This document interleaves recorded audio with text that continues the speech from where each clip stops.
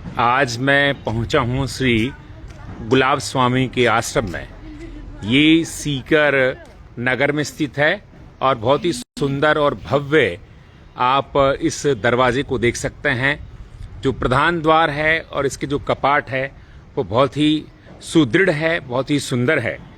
और चूंकि सीकर के जो शासक हैं भैरू सिंह के समय ही यहाँ पर गुलाबदास जी महाराज आ गए थे और उसके बाद राव राजा माधव सिंह ने यहाँ जमीन दी थी और यहीं पर एक भव्य अखाड़ा बना। आप उस कालखंड के जो कपाट है, किवाड़ है, उनको आप देख सकते हैं। जिस तरह से शासक अपना गेट बनाते थे और उसमें कीलें लगवाते थे ताकि उसको कोई हाथी तोड़ नहीं सके, इसलिए कीलें लगवाई जाती थी। और ये गेट आज भी ज्यों का त्यों बना हुआ है और ये गोखे हैं। और यहीं आप देखिएगा अभी प्रवेश द्वार है। श्री श्री 1008 गुलाबदास जी का अखाड़ा रामला मैदान के पास ये स्थान है। और यहाँ पर श्री गुलाबदास जी के बाद श्री मीठाराम जी हुए, श्री आत्माराम जी हुए और श्री श्री 1008 रामनाथ जी, श्री श्री 1008 चेतनदास जी और श्री कानदास जी और वर्तमान में मोहनदास जी यहाँ पर स्थापित है। हम आपको इस अखाड़े की तरफ ले जाते हैं और चूंकि सब संतन निर्णय कियो श्रुति पुराण इतिहास भजवे को दोई सुघर के हरिदास तरवर सरवर संत जन चौथा बरसे में परमार्थ के कारणे चारों धरी दे है कबीरा हंसना छोड़ दे रोनी से कर प्रीत बिन रोई नहीं पाएगा प्राण प्यारा मीत। यानी कि संत अपने प्रवचनों के माध्यम से जन सामान्य में चेतना जगाते थे। तुलसी हाय गरीब की कबून निष्फल जाए, मरे चाम की बेल से लोहा भस्म हो जाए। ये सच भी है कि संत बड़े परमार्थी शीतल जारा अंग तपत बुझावे और की गुरु दे अपना अंग कि भक्त बीज पलटे नहीं चाहे बीते युग अंत ऊंच नीच घर जन्म रहे संत का संत कि केहरी केश भुजंग मणि पति वर्ता का घात सुरा शस्त्र कृपण धन जीवित न आवे हाथ। कि सत्संग में बिना कुछ किए उन्नति होती है और कुसंग में बिना कुछ किए पतन होता है। तुलसी इस संसार में धारा देखी दोई धन चलिए तो धर्म करो मुक्ति नाम से होई। ये आप देख सकते हैं कि संतों का निश्चित रूप से जहाँ आगमन होता है कि संत समागम हरि भजन तुलसी दुर्लभ दोई सुतदारा और लक्ष्मी पापी के भी होई। तो निश्चित रूप से संतों का समागम और हरि का भजन बड़ा दुर्लभ होता है। और ये सच भी कहा गया है कि सब संतन निर्णय कियो श्रुति पुराण इतिहास बजबे को दोई सुगर के हरिदास। तो ये जो है अखाड़ा है और इसका ये अंदर जब प्रांगण में आते हैं तो ये बहुत भव्य प्रांगण आपको दिखाई देगा और यहाँ सेवादार भी लगातार सेवा करते रहते हैं। और यहाँ पर बाबा जी के सानिध्य में अनेक यानी सुदूर प्रांतों से गांवों से यहाँ पर आते हैं और वो अपने कष्ट को लेकर आते हैं और उनके कष्टों को यहाँ पर काटा जाता है। यानी कि संत निश्चित रूप से संत है, पेड़ है, नदी है, वो देने का काम करते हैं, वो दाता के रूप में उनका रहता है। ये देखिएगा तो यहाँ पर ये श्री गुलाबदास जी महाराज यहाँ पर आए थे और ये उनके देखिए ये श्री लक्कड़दास जी महाराज के शिष्य हुए हैं और श्री मीठाराम दास जी, श्री रंगील दास जी, श्री बालक दास जी, भावदास जी, सूत प्रकाश जी जैसे बड़े संत हुए। श्री गुलाबदास जी का अखाड़ा बहुत ही प्रसिद्ध है और ये संतों का जो स्थान है यानी कि जो समाधि स्थल है वो यहाँ पर आपको दिखा देते हैं। ये गुलाबदास जी का यहाँ पर यहाँ पर समाधि स्थल है और ये औघड़ संत कहलाते हैं, सरयंगी या सर्वांगी यानी कि सब कुछ खा लेना और किसी का परहेज नहीं करना। ये देखिएगा कि ये एक तरह से देखा जाए तो यहाँ के जो साधु हैं वो एक हाथ में यानी कि भगवान शिव के उपासक हैं, तो शिव और शक्ति, देखिए शक्ति के बिना शिव शव के समान है। ये देखिएगा समाधि स्थल है, श्री गुलाबदास जी स्वामी का आसन है यहाँ पर।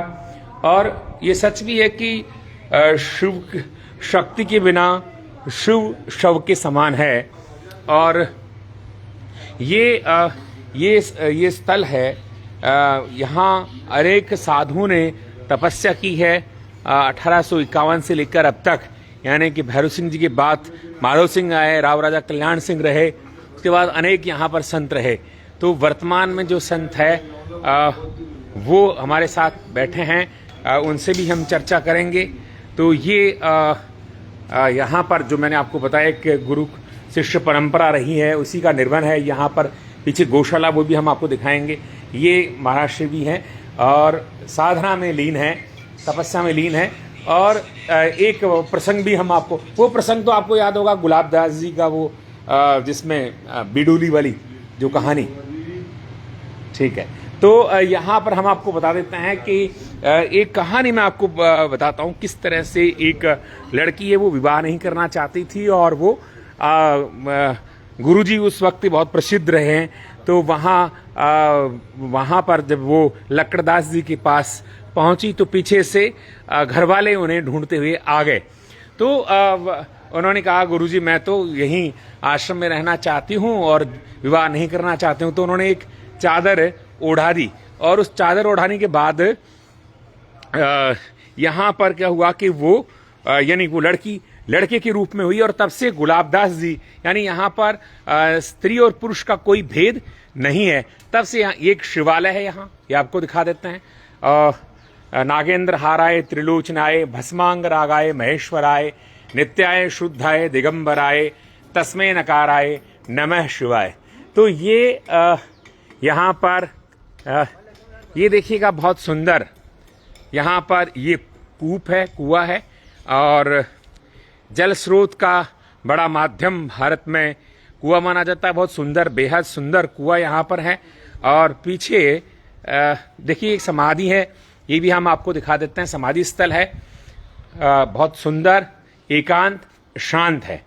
और ये देखिए श्री सुखराम दास जी की समाधि है 1900 और यहाँ पर 1994 में 1900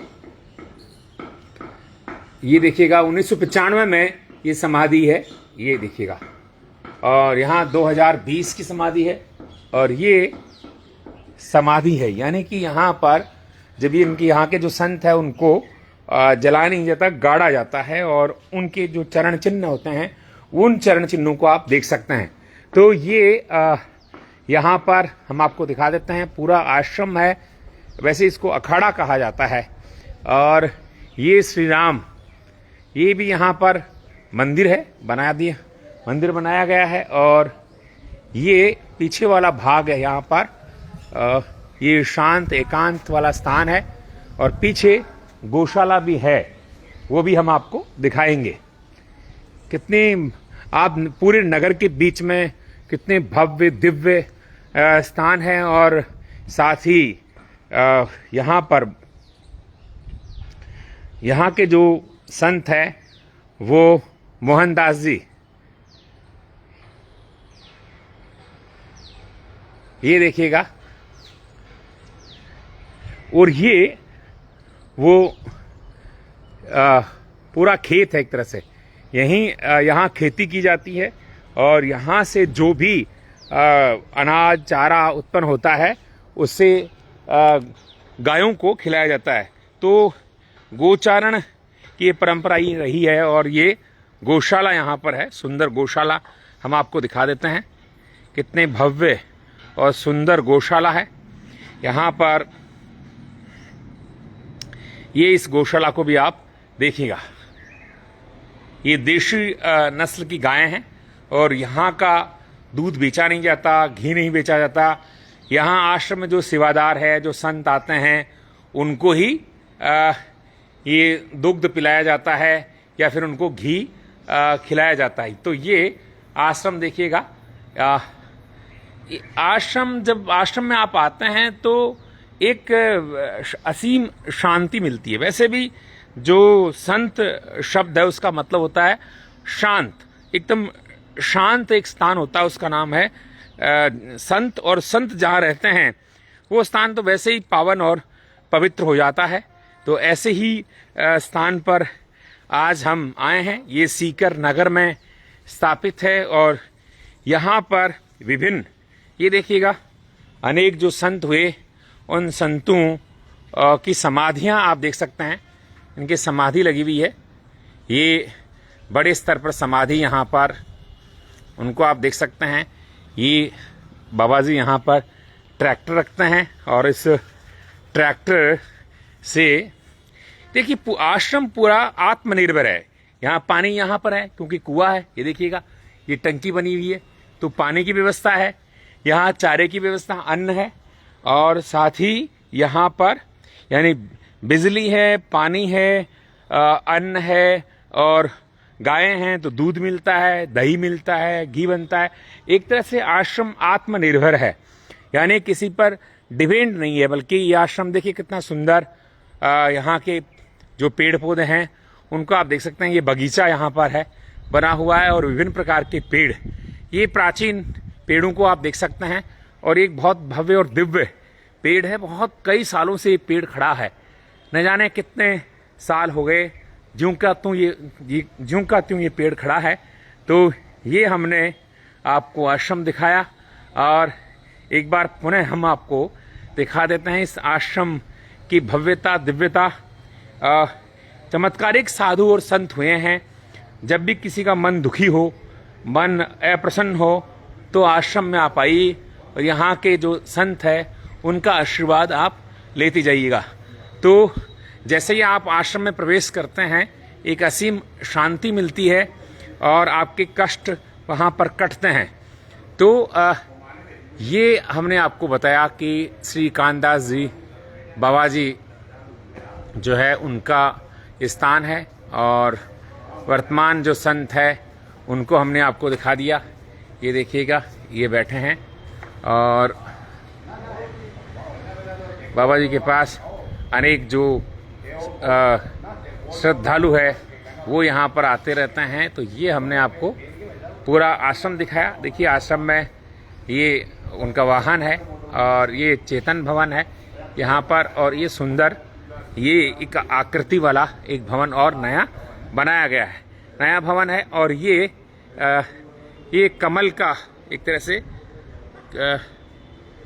पॉन्ड है, एक तरह से तालाब है। ये देखिए आप, कमल हम आपको दिखा देते हैं। बहुत कम जगह आपको ये सुंदर कमल का पुष्प है, ये देखिएगा, बहुत भव्य।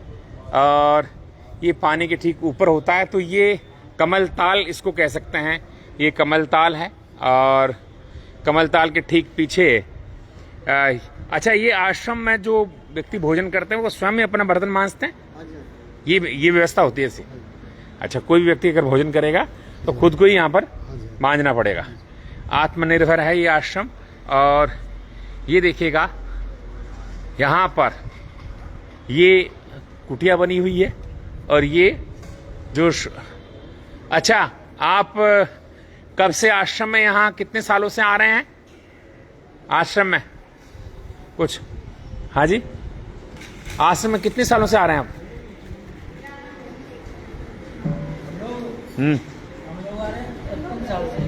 55 साल से आ रहे हैं यहाँ। और है बचपन से लेके आते हैं घर वाले। गांव कौन सा है? गाँव सीकरी है। इनसे भी ले लो। आप कितने सालों से आ रहे हैं? बराबर आ रहे हैं हम लोग बराबर। कौन कौन से संत आपने देखे हैं बाबा जी? इनसे पहले 2 पीढ़ी देखी है हम लोगों ने। है बाबा जी से 2 वो घोड़े पे करते थे ना। हाँ, उनको देखा है। उनको भी देखा है। हाँ, बंशीदास जी को भी देखा है। बंशीदास जी को देखा है, ठीक है। और भोजन प्रसाद कैसा बनता है? बहुत अच्छा, 1 नंबर बनता है। हाँ। और ये आश्रम का ही रहता है, दही दूध सब सब आश्रम का, सब। बिल्कुल। तो ये देखिएगा हमने दिखाया। और यहाँ पर ये भोजन सबके लिए यहीं बनता है। सबके लिए, चाहे 50 आए चाहे 100 आए। 1000 है कितना भी। अच्छा, सामूहिक यहीं पे बनता है। सामूहिक भोजन बनता है यहाँ पर कि एक दिन में मतलब कितने लोग भोजन करते हैं, जीमते हैं लगभग?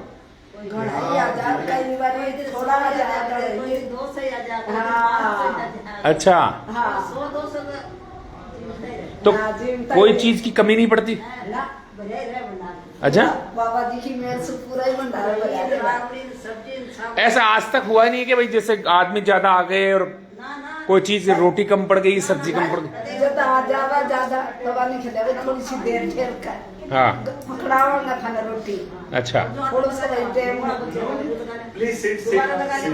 हाँ जी, आप बताइए, आप बताइए किस तरह का भोजन बनता है यहाँ? कुछ भी हमारे जो खेतों में उगाया जाता है। अच्छा, इस खेत से आता सब? हाँ, कई चीजें यहाँ खेत से जैसे आते हैं। खेत से क्या क्या आता है? खेत से कई बार आलू उगाते हैं तो आलू बना लेते हैं, मिर्ची है, कच्चा धनिया, पुदीना वगैरह सब चीजें खेतों से। ये ये गेहूँ, ये गेहूं की रोटियां हैं, ये खेत से आते हैं? हाँ, ये हमारे खुद के उगाए हुए बाबा जी के खेत के गेहूं है। अच्छा, ऑर्गेनिक होता होगा? पूरा ऑर्गेनिक है सर। पूरा ऑर्गेनिक है? अरे वाह। और हम तो सर जापान से आया हूँ मैं। आप जापान से? आप जापानी है नहीं, या जापान चले गए थे? जापान चले गए थे, सीधा यही आया हूँ बाबा जी के पास सेवा कर। अच्छा, गांव कौन सा है? सर मैं अहमदाबाद से हूँ। आप अहमदाबाद से हैं Yes. और फिर जापान चले गए थे और जापान से यहाँ आए। जापान का अनुभव कैसा रहा और यहाँ का अनुभव कैसा है, वहां का अनुभव कैसा रहा, तीनों बताइए। सारे जहाँ से अच्छा हिंदू सिता आता है। अच्छा, क्या बात है। तो अब यहाँ कैसे, ये आश्रम से कैसे जुड़े, वो थोड़ा सा बताइए। वो बाबा जी का तो कहना ये है कि कोई पिछले धोने के बिछड़े हुए हैं तो यहाँ आके मिले। अच्छा, नहीं तो कोई लिंक तो होगा ना कहीं, जैसे आप पहले गुरु तो माँ बाप होते हैं। हाँ, वही उंगली पकड़ के लेके आए थे, उन्होंने बाबा जी को थमाया और आज तक बाबा जी के साथ में। अच्छा, और माता पिता यहाँ लेकर आए थे? हाँ जी। कब लाए थे? वो काफी यानी छोटा था तभी ले आए थे। आज से 10-12 साल पहले मेरे पिताजी और मेरी माता यहाँ लेके आए थे मुझे। अच्छा, और यहीं छोड़ गए? ना, यहाँ छोड़ के नहीं गए। मैं यहाँ पर हमेशा 2-4 महीने, जैसे अभी 1 महीने बाद बरसी है। अच्छा, हाँ, तो बरसी के अंदर 1 महीने से पहले से तैयारियां शुरू हो जाती है। तो उसी तैयारियों के चलते हुए हम पहले आ जाते हैं, क्योंकि हमारा गुरुद्वारा तो सभी का ही है। हाँ, चारों द्वार खुले हैं, जो मर्जी हर प्रकार की जाति का लोग यहाँ पर आके भोजन प्राप्त। हाँ, यहाँ वो समानता है, मतलब जाति भेद नहीं है यहाँ पर। बिल्कुल नहीं, बिल्कुल नहीं। 36 बिरादरी एक साथ, हाँ, एक साथ बैठ करके भोजन करती है। हाँ, तो वो बिल्कुल और यहाँ ना कभी खाना कम पड़ता है ना कभी और। बाबा गुलाबदास जी के एक हाथ से नहीं, दोनों हाथों से यहाँ पर है। अच्छा, आपका व्यक्तिगत अनुभव है ये कि जब आप 50 से 60 आदमी बन गए? सर मैं यहाँ पर आता हूँ ना, मेरी ड्यूटी भंडारी की है। अब मैं यहाँ पर बैठता हूँ खाना डालने, तो आज तक तो मेरे साथ में कभी ऐसा हुआ नहीं। आज तक नहीं हुआ? हाँ। अच्छा, अगर खाना खाने के बाद में भी 15-20 आदमी और भी आ रहे हैं ना, तो उनका भोजन भी तैयार रहता है, तैयार मिलता है। और ये दूध दही सब यहीं से? सर दूध दही हमारे यहाँ पर 40 गाय है, गिर गाय है, जिसमें उन्हीं का ही दूध, उन्हीं के दूध से चाय बनती है, उन्हीं के दूध से चाय, लस्सी, सारी चीज हमारी खुद की है। यानी अब साधु आदमी ना कोई केमिकल की चीज नहीं खाता, वो एकदम जेन्युइन चीज चाहिए। थोड़ा सा भी केमिकल पेट में गया तो उनको खुद को पता लग जाता है। तो वो भी यही चाहता है कि हमारे भी चले यही खाएं। हालांकि आज के टाइम पे राबड़ी वगैरह कोई नहीं खाता, हमारी जनरेशन को पता भी नहीं है, लेकिन बाबा जी हमें ये चीज खिलाते हैं, क्योंकि राबड़ी, ये राबड़ी है क्या? जी सर, ये राबड़ी है, देश राबड़ी है, बिल्कुल देसी खाना। और ये क्या है? ये वाला ये दही है सर, दही है हमारे यहाँ का। हाँ, बिल्कुल। इनको दही डालिए। जय साहिब की। जय साहिब की। दही का टेस्ट पहली बार ले रहे हो क्या? नहीं, रोज है, रोज लेते हैं। रोज लेते हो आप? तो यहाँ के भगत भगत आप तो, ठीक है। और ये सब्जी, इसकी तो सुगंध भी शानदार आ रही है। हाँ सर, तो बिल्कुल। तो ये कब से चल रहा है भंडारे का काम? सर ये भंडारे का काम तो बाबा जी गुलाबदास जी के समय से कब से चल रहा है? हाँ। अच्छा, चलिए, आपका नाम क्या है? मेरा नाम सर भास्कर चितारा है। भास्कर चितारा। हाँ सर। बिल्कुल चितारा जी, और ये बहुत सुंदर, अच्छा लगा हमको ये जानकर, आपने अच्छी जानकारी दी। और ये देखिए, ये इस पर बनता, चूल्हे पर वो गैस चूल्हा नहीं है, हाँ, इसी पे अंगारे में बनती रोटियां। हाँ। सभी रोटियां बनती इस पर। हाँ सभी, ये रोटियां है ये। अच्छा, ये चूल्हा है। ये हमारा जो चूल्हा है ये 24 घंटे चेतन ही रहता है। अच्छा, चेतन रहता है। हाँ 24 घंटे चेतन रहता है। हाँ जी, हाँ जी, ये 24 घंटे चेतन यहाँ पर रहता है। और ये भी, ये वाला चूल्हा भी, तो ये चूल्हा चेतन ही रहता है। अच्छा, ये वाला। और कभी ज्यादा व्यक्ति आ जाते हैं तो वो वाला भी चूल्हा बना चेतन कर लेते हैं। हाँ जी, हाँ जी। तो धूनी चेतन, चूल्हा चेतन, बिल्कुल चेतन। और आदमी भी चेतन। हाँ, आदमी जो यहाँ पर रहते सारे आपको चेतन सब चेतन मिलेंगे, सजग, सब। कहीं सोए हुए कोई नहीं है। क्लब, देखो ये है कि क्लब जाने से अच्छा है या कहीं और संगत से पढ़ने से अच्छा है कि यहाँ साधुओं के पास बैठना बहुत बड़ी बात होती है। अच्छा, जो भारत संतों की भूमि और संतों से ना जुड़े तो ये गलत बात है। हाँ। ये सौभाग्य हमारा कि हम भारतवर्ष में पैदा हुए और मोहनदास जी बाबू जी जैसे हमको गुरु मिले, इससे बढ़िया भाग्य और क्या हो सकता था। बहुत अच्छी बात कही आपने कि कुछ भजन आता है आपको, सुनाएंगे? भजन हम आपको आगे बैठ के जरूर सुनाएंगे भजन। अभी तो हमारी ड्यूटी चालू है। जरूर सुनाएंगे आपको भजन। कोई 2 पंक्ति अगर हो तो। भजन देखो, पहले भजन बिना, पहले भोजन फिर भजन। पहले भोजन चल रहा है क्या? हाँ, पहले चलो ठीक भोजन, है। फिर भजन। तो फिर ये पहले यहाँ पर देखिए भोजन चल रहा है और भजन भी सुनेंगे, लेकिन आज के लिए तो बस इतना ही, लेते हैं विदा। धन्यवाद।